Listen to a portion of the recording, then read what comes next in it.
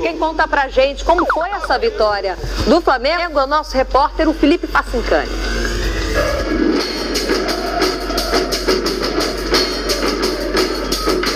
Definitivamente, a Ilha do Urubu se tornou um território hostil aos visitantes. Não só pela pressão vinda das arquibancadas ou a proximidade dos torcedores com o gramado, mas sim pelo fato do dono da casa ter encontrado um porto seguro para jogar e bem.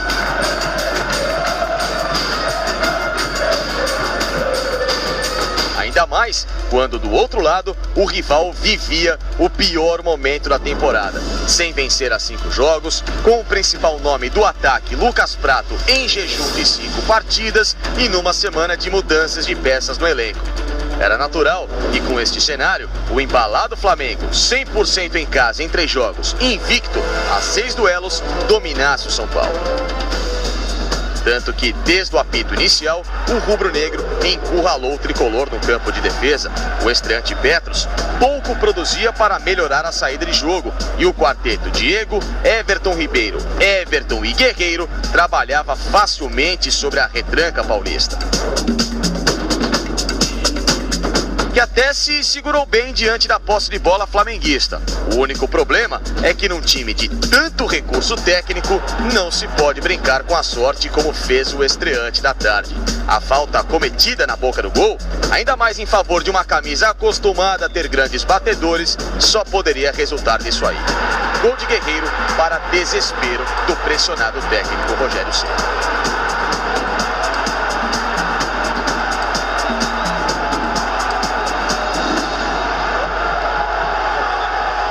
Tá claro que hoje o primeiro gol, uma jogada que não existiu, e que quando as coisas não saem tão bem para você, isso também pesa, porque numa falta, ó, o Guerreiro, que também não é um especialista, eu até falei com ele, ela até riu da falta, que não foi falta. Irritado com a postura da equipe, o ídolo São Paulino soltou o time para buscar o empate. Abriu os espaços para o Flamengo atacar. E numa triangulação formada pelo trio dos sonhos da Gávea, Guerreiro serviu Everton Ribeiro, que de bandeja deu o gol para Diego ampliar.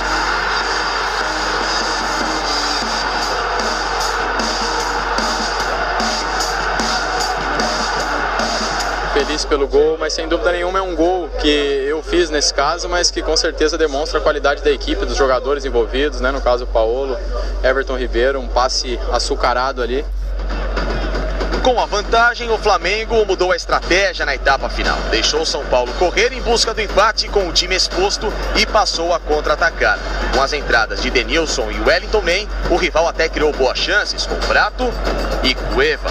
Todas também devidamente respondidas e de prontidão com Everton. E também nesta, inacreditavelmente perdida por Guerreiro, que tinha também bastante crédito com os torcedores neste domingo, na verdade. Final, 2-0 Flamengo, 100% na Ilha do Urubu. No jogo dos opostos, enquanto o Flamengo decola na caça aos líderes da competição, até porque com 20 pontos grudou de vez no segundo colocado Grêmio, o São Paulo se afunda ainda mais na pior sequência de 2017. 6 partidas sem vitória que resultaram na 17ª colocação, o primeiro posto da zona do rebaixamento do Campeonato Brasileiro. Claro que não é bom você frequentar em momento algum, né, uma zona de rebaixamento, ou mesmo estar próximo dela, como a gente estava antes da rodada começar. É a 10ª rodada, nós temos 28 rodadas pela frente, nós temos que buscar sair dessa situação incômoda. Graças a Deus que é em cima de mim a pressão. Fico feliz que seja assim, pela história construída aqui dentro, pelo lastro que se tem para sofrer essa pressão.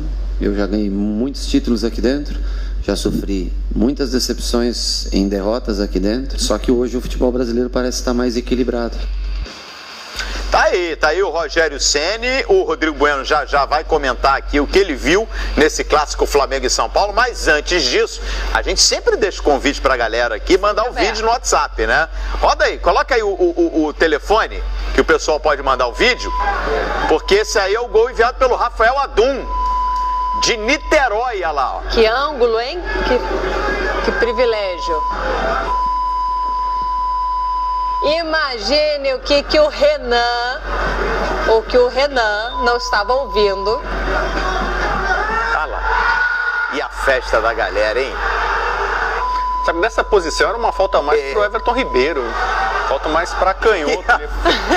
O Rafael Adun é de Niterói e Rodrigo Bueno ali, a festa da galera. Vamos colocar de novo? Coloca no ponto ali, porque é muito legal esse vídeo do Rafael. Olha lá. Ó. Olha como é próximo do campo a arquibancada da Ilha do Urubu. E o Rafael Adun, Olivia, por coincidência, é muito meu amigo.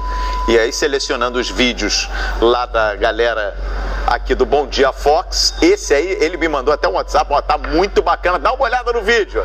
Olá. Aí a gente foi buscar lá, realmente, olha, leva jeito o Rafael ali, hein? Leva jeito, Calheiros, o rei de Niterói, né? Quem não conhece o Calheiros em Niterói?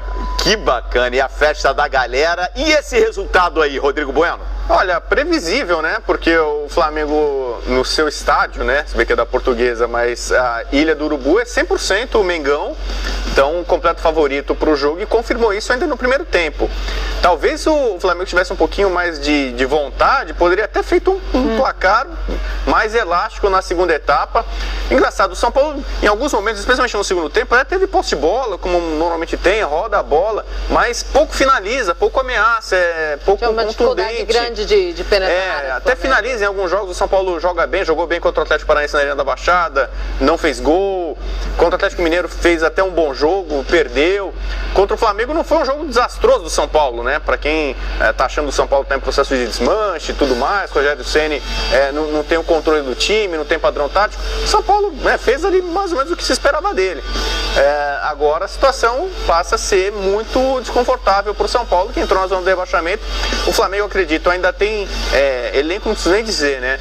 Mas condição de buscar o título. O Flamengo o Flamengo e o Palmeiras, eu acredito que ainda estão na briga pelo título. O Atlético Mineiro já não sei, até por priorizar, ficou um pouquinho para trás, mas o Flamengo, especialmente com esse fator casa forte, vai chegar nas cabeças, vai incomodar o Corinthians. E pensando nesse elenco do Flamengo, te agradou?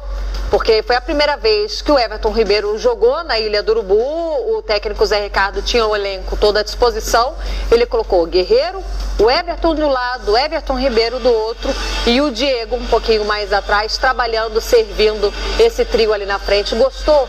E ainda não está totalmente completo, né? O Giovani, por exemplo, não foi inscrito a tempo. Se o Petros foi inscrito a tempo e estreou no São Paulo, a mesma não aconteceu com o Giovani. O Facincante explicou a situação, falta o certificado de transferência. Então, o Giovani, pelas informações, o pessoal que acompanha o treino, o Facincante está sempre lá, a galera toda, está treinando muito bem. Ele é um jogador muito talentoso. Então, de repente, o Zé Ricardo possa eventualmente mudar o sistema para tentar encaixar. Quem sabe o Giovânio, que ele normalmente bate ali. Tem muito jogador de beirada de campo, né? Berril, Everton Ribeiro, o Giovânio joga por ali, de repente ele pode centrar. A gente depois vai poder fazer uma análise melhor do golaço do Flamengo. O Everton Ribeiro pode jogar centralizado também. Então, tem muitas opções. Eu acho que talvez em determinados jogos, o Zé Ricardo pode abrir mão de um dos volantes, talvez, para poder colocar tanto talento. Eu ainda apostaria mais vezes, daria mais minutos pro Vinícius Júnior. Ainda acho que é um jogador que não pode ser. E tem o Conca, né? Recuperando a melhor forma dele ainda. Sabe qual é o detalhe? Rodrigo Bueno, você me acompanha, você assiste agora da arquibancada, assim como a galera lá da Ilha. Aula aqui do Rodrigo Bueno. Se eu falar alguma besteira, você me corrige. Ele vai te levar pro banco. Você volta pro banco. Sabe o que eu venho reparando? A gente vem falando muito do elenco do Flamengo. Tem o Berril, tem o Everton Ribeiro, Vinícius Júnior.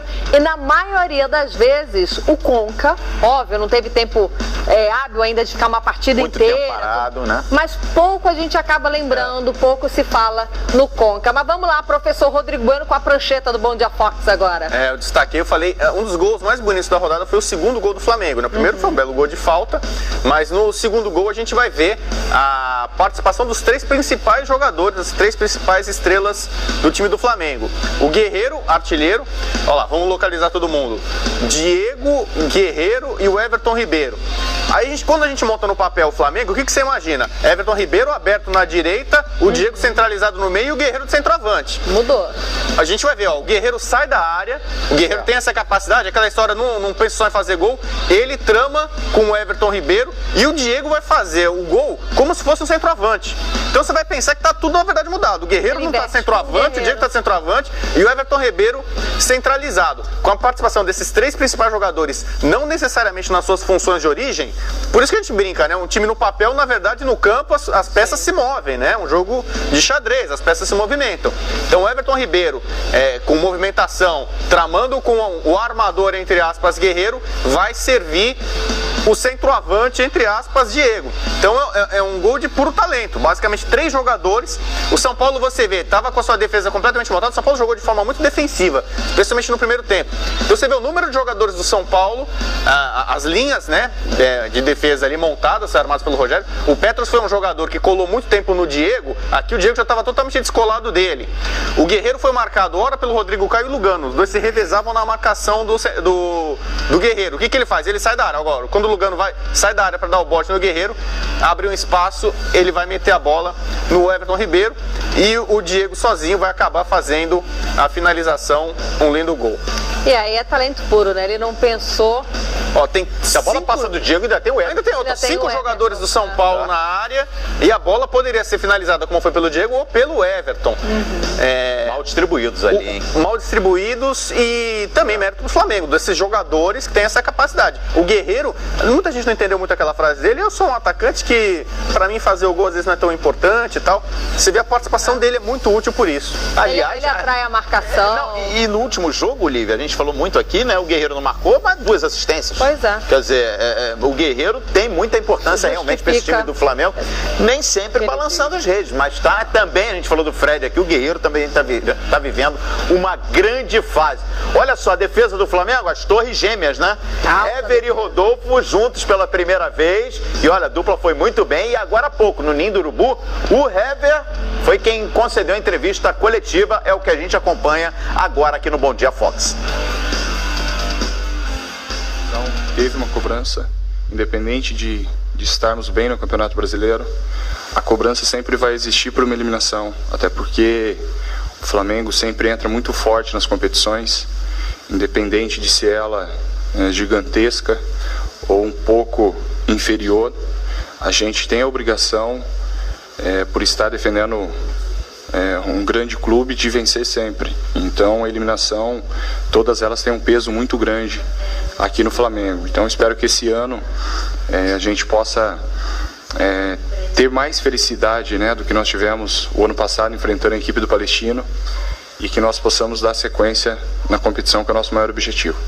Olha, no momento pra gente gera uma ansiedade, né, que nem a Copa do Brasil, você faz um jogo contra uma grande equipe que foi o Santos e ter praticamente um mês para disputar a segunda partida acaba sendo ruim, até porque muita coisa pode acontecer durante esse mês, você pode perder algum jogador importante. Nós tivemos recentemente um caso bem parecido, né? Só que a partida não teve esse um mês de distância de um jogo para o outro. Então, pelo fato de você estar vivendo um momento bom, isso acaba atrapalhando pela distância do jogo, mas sabemos que esse é o calendário, né? E nós temos que respeitar e tentar ir com a força máxima que nós temos em todas as competições. Tá aí o zagueiro e capitão Hever falando sobre a situação do Flamengo no Campeonato Brasileiro, que na próxima rodada visita o Vasco lá em São Januário, mas no meio de semana tem o Palestino, jogo válido pela Copa Sul-Americana. Se eu não me engano, Lívia, vamos até levantar isso aí, a última derrota do Flamengo na cidade do Rio de Janeiro. Pro Vasco. Foi pro Vasco no ano passado em São Januário. Exatamente. Boa, bem lembrado. E o Vasco fazendo seu dever de casa. Luiz Fabiano não teve na última partida. Vamos ficar de olho que vem um jogo muito bom. Jogo muito bom, mas nós citamos agora o posicionamento do Guerreiro, a movimentação com Everton Ribeiro e o Diego. Na tela, os números pro Rodrigo Bueno analisar aqui pra gente. Diego e Guerreiro, essa dupla no Fla, todo mundo com sorrisão, olha lá, 26 jogos, são 15 vitórias, 9 empates, Rodrigo Bueno, e apenas 2 derrotas. A dupla esteve em campo nessas únicas 2 derrotas. 15 gols tem o Guerreiro e 14 gols tem o Diego. Bom, o número pequeno de derrotas também passa pelo clube, né? O Flamengo tem perdido muito pouco, foi campeão carioca invicto e na Libertadores foi eliminado com 3 derrotas fora de casa, né? A gente vê os jogos em que eles estavam juntos. São as 2 únicas derrotas no ano e eles estiveram em campo. O Guerreiro em alguns momentos desfalcou o Flamengo muito por seleção, né? Viagem para o Peru, tal, para defender a seleção, e o Diego por contusão, ficou mais de um mês afastado por lesão. Mas juntos, de fato, eles fortalecem muito o Flamengo. A gente tem uma série de questões e dúvidas sobre quem vão ser os parceiros dele, né? Os jogadores pelas beiradas do campo. O Everton Ribeiro agora é mais uma realidade, como a gente mostrou ali naquele lance, naquela movimentação. Mas os dois são fundamentais, guardadas as devidas proporções, é mais ou menos Adriano e Pet do título brasileiro do Flamengo em 2009. Então, se o Flamengo ainda tem chance e luta por mais um título brasileiro, passa muito por essa dupla, são os caras que fazem a diferença ali na frente. Exatamente, é o Adriano. Essa comparação, o Adriano e o Pet. O Adriano é mais artilheiro, né? Mais rompedor, mas o posicionamento e a importância no time é mais ou menos a mesma. É o cara que cadencia o jogo, o cara que distribui o jogo e também com poder de definição, poder de finalização. Porque a gente olha aí, Lívia, são 26 jogos com essa dupla em campo, 29 gols marcados, somando os dois. Quer dizer, o que dá uma média quando eles estão em campo é uma média superior a um gol por partida. Quase que 2 Quer dizer, partida. o que mostra realmente a boa fase e a eficiência desses dois. O Diego, que é o armador, é o cérebro do time do Flamengo, ele fica num jogo mais ou menos com 1 minuto e meio de posse de bola. Que é um número bom, porque ele tem uma posse de bola qualificada, né? Tem zagueiro e volante que fica muito com a bola, mas não produz tanto. Mas vê como ele tá fazendo gol quase tanto quanto o Guerreiro. Tem essa discussão no time do Flamengo, poxa, o Guerreiro não deveria fazer mais gols? Ele até nessa temporada tá fazendo mais gols do que a média dele. Ainda vale lembrar que o Diego ficou fora algumas partidas, né? Ele teve uma lesão, não foi assim um período muito longo, mas o Diego ainda ficou fora. O Diego se lesionou na Libertadores, no jogo contra o Atlético Paranaense, e se eu não me engano, perdeu todo o restante da Libertadores, né? Não por culpa dele, mas o Flamengo acabou eliminado na fase de grupos, mas se eu não me engano, levou quase 2 meses aí para voltar o Diego, senão o número, bem lembrado, o número seria mais expressivo ainda. Com certeza. Quer dizer, impressionante esses números aí. E os dois estão agora bem na bola parada, né? Porque o Diego já fez gol de falta nessa temporada, o Guerreiro fez gol de falta de bola parada, e o Everton Ribeiro, que é um especialista também, bate muito bem na bola. Até essa falta do gol contra o São Paulo, eu até imaginava que quem bateria seria o Everton Ribeiro, pela posição mais para canhoto, e o Guerreiro, o Zico deve estar dando palestra, workshop, alguma coisa lá, não é possível, né? O Flamengo acordou do pesadelo da eliminação da Libertadores, porque foi eliminado, parecia aquele desenho, Caverna do Dragão, que busca a saída, não sai, entra em campo, a cabeça ainda está na Libertadores. Eles acordaram do pesadelo? O time está seguindo a vida agora? Totalmente, né? E eu acho que o pessoal diz que no futebol, né, como é que é, domingo e quarta, você não dá tempo nem de festejar muito uma vitória ou um título, né? O Flamengo foi campeão carioca, né? Tem um título, né? E também não dá pra lamentar, amargar muito derrota. Também a gente tem a teoria, né, especialmente o time que investe muito e aposta, a Libertadores é muito sonho, né? Porque Libertadores não é todo ano que seu time joga. Libertadores, às vezes você joga e não consegue conquistar porque é um mata-mata de alto nível.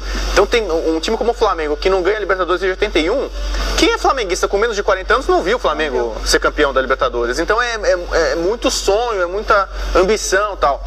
E a frustração é nessa medida. Tem muito time que quando sai da Libertadores demora um choque ali, um tempo para reagir. E acho que isso já passou pelo time do Flamengo. Mais gente chegou, gente que não participou daquela eliminação, caso do Everton Ribeiro, agora o Giovânio, Rodolfo, e certamente a gente tem um Flamengo ainda mais forte, quem sabe até ganhando a Sul-Americana. Novos ares pro Flamengo. O Flamengo precisa de cancha mesmo, em competições sul-americanas. Tem que recuperar essa força jogando contra os nossos vizinhos. E tá aí uma bela oportunidade, é a Copa Sul-Americana, que o Flamengo pode sim conquistar esse título, por que não? Não tem, um título internacional, um título que não tem, e geralmente quem vai bem em Copa Sul-Americana aprende e costuma colocar em prática em Libertadores. Exemplo, Internacional, batendo na trave em Copa Sul-Americana em 2004, em 2005, em 2006, campeão da América. Quer dizer, então pro Flamengo, tá aí uma boa oportunidade em River Plate. Pegar River Plate do Galhardo, ganhou o Sul-Americano e fez o mesmo processo, depois Libertadores, Mundial. Vamos para a parte de cima da tabela do Campeonato Brasileiro, porque o